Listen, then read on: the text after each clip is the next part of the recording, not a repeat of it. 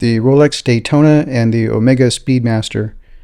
It's almost a cliche to put out another video about these two watches, and it might have been overdone already, but I couldn't resist since I have these two watches side by side. So here's my thoughts and opinions, purely subjective and biased, about these two watches. Let's do it.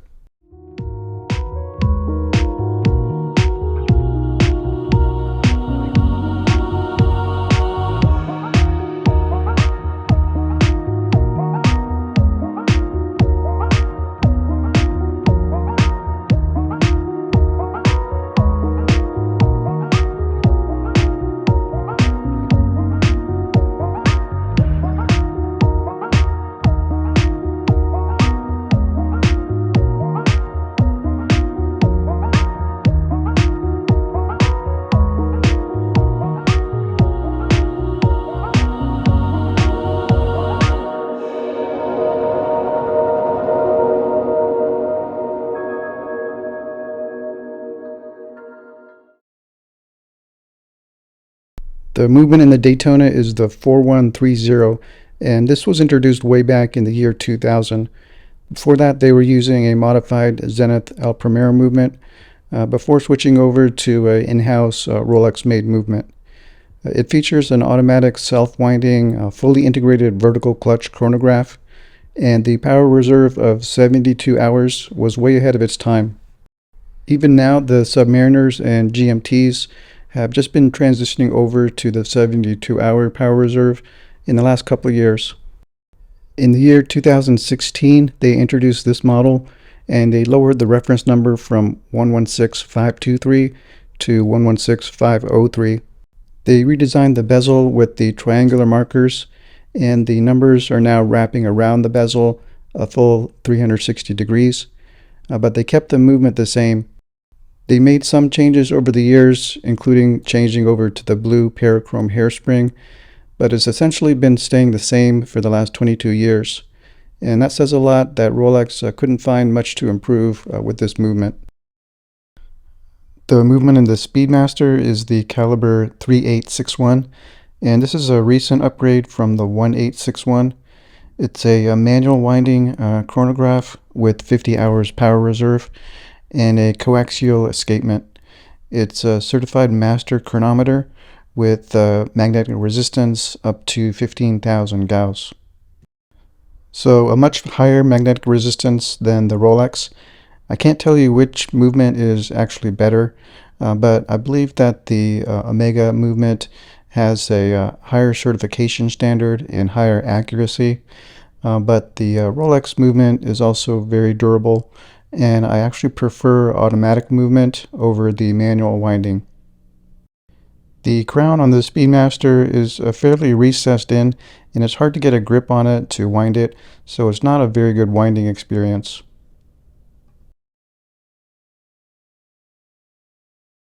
There's a big difference between the cases of these two watches. The Rolex Daytona having the design aesthetic of a dress watch, and the Omega Speedmaster having the lines and the edges of a tool watch.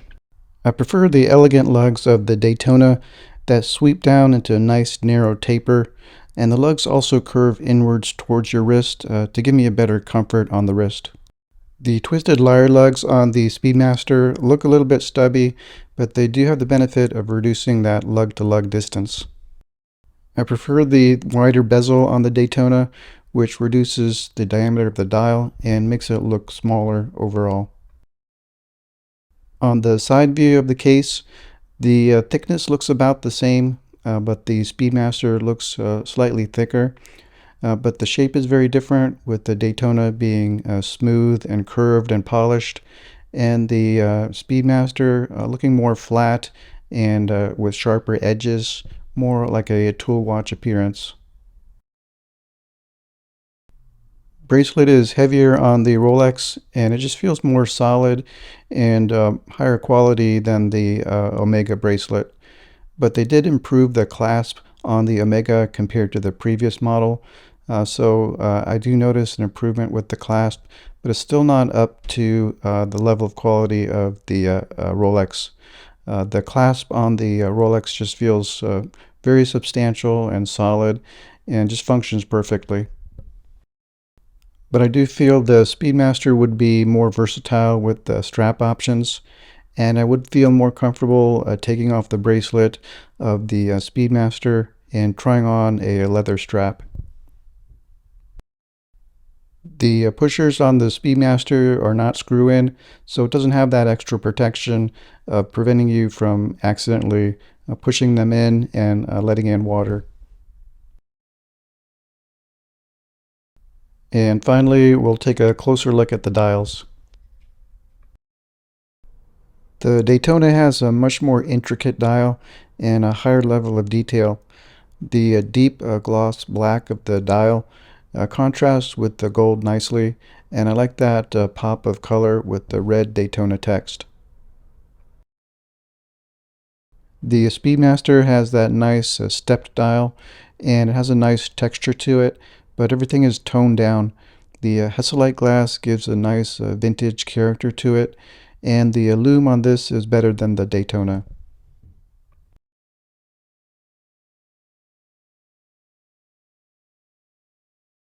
The Daytona was introduced in 1963, but it wasn't called a Daytona, it was called the Cosmograph. I believe this is because Rolex wanted this to be their space watch or Moonwatch, but when Omega beat them to it, they pivoted to market this as a racing watch. So almost 2 years later, they added Daytona to the name and the dial. It would have been cool if the Cosmograph was also the Moonwatch, but that title goes to Omega. The story goes that NASA was also testing out Rolex to determine its official watch, but Rolex failed in its testing to meet specifications. I'm not sure how it failed or what part of the watch failed. If you do know, let me know in the comments.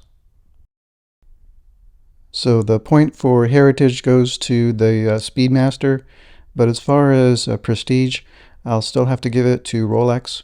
Rolex really protected the Daytona brand, and Omega released so many special editions that it diluted out the Speedmaster name. Rolex is making a lot fewer Daytonas compared to its other sports watches, so the supply is low, and any Daytona is very sought after these days, and it's very difficult to get one from the authorized dealer.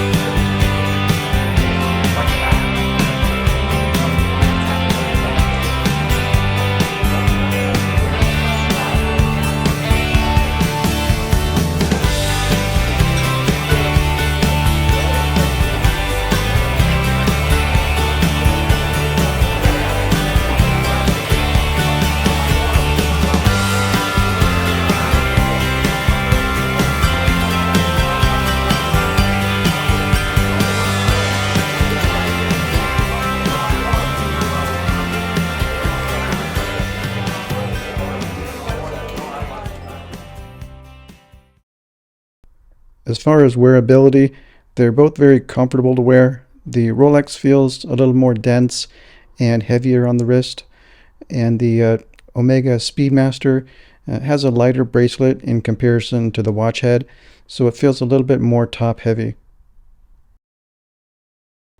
But the Speedmaster bracelet is slinky, almost like a Jubilee bracelet, so just the bracelet itself is a little bit more comfortable than the Daytona Oyster bracelet.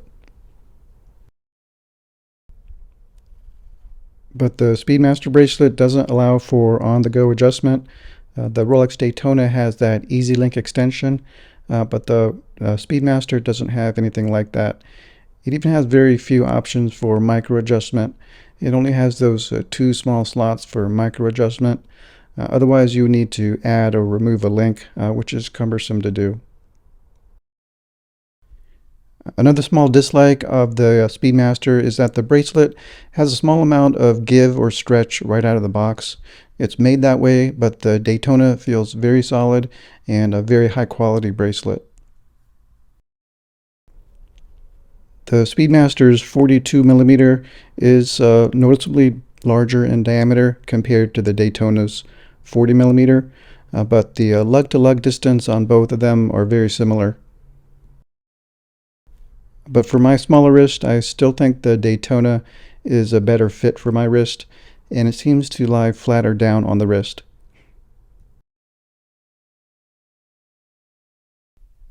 As far as versatility, I have to give the edge to the Speedmaster. It's a much more casual watch and it doesn't stand out. It has brushed surfaces on the bracelet, and the black and metal color scheme just goes with any outfit. So I felt more comfortable wearing the Speedmaster out to a casual lunch. The Daytona is a much dressier watch. Even taking away the yellow gold and the diamonds, it's still a flashier watch with the polished center links and more polished surfaces to catch the light. And going along with wearability, I have to mention the legibility issues. The Daytona has known issues with poor legibility, especially with the gold models. It's not that easy to tell the time at a glance. But the Speedmaster still has those subdials, but it has a lot more contrast, and it's much easier to read than it has any right to be. The contrast between the white and the black really benefit this watch.